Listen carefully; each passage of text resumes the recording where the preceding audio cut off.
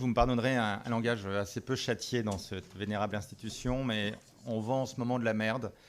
à 27 millions de Français, parce qu'il y a 27 millions de Français qui vont sur le site Chine, il y a 27 millions de Français qui achètent des produits qui sont non normés, il y a 27 millions de Français qui achètent des produits qui sont cancérigènes, et certains des pédocriminels qui achètent aussi des poupées, voire des armes, voire aussi des médicaments. Parce qu'on en a peu ou pas parlé dans les médias, mais il y a aussi des médicaments sur la plateforme Chine, aussi sur Temu, aussi sur AliExpress, aussi sur TikTok. Donc on est dans un moment d'effondrement complet qu'on est encore en train de connaître, parce que quand un tiers des Français sont capables d'acheter ces produits qui détruisent leur santé, qui détruisent notre économie, qui détruisent tout le tissu social qu'on peut avoir dans nos départements, dans nos villes, dans nos régions et en France, et bien évidemment aussi en Europe, on est dans un moment de rupture clair.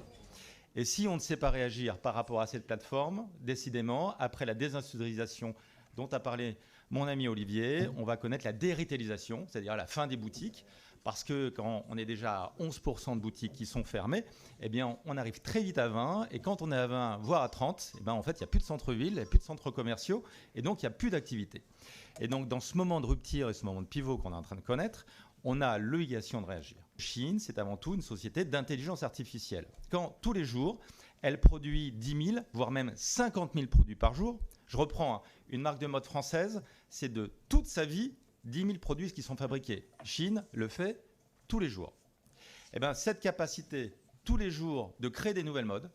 mais uniquement avec des produits en plastique, parce que 80% de leurs produits, c'est du polyester, on a à ce moment-là, du vol à l'étalage, parce que Chine, ce n'est que de la contrefaçon, c'est du vol de nos données, du vol de données des marques qui, tous les jours, créent des produits, donc ils volent ces produits. Le vol des données des consommateurs, parce que là aussi, l'Union européenne a montré que Chine volait nos données. Quand on cliquait non sur le bouton cookie, en fait, ils prenaient quand même les données. Et donc, ils mixent à la fois le vol de nos données pour les marques, de nos consommateurs, pour nous vendre tous ces produits de merde.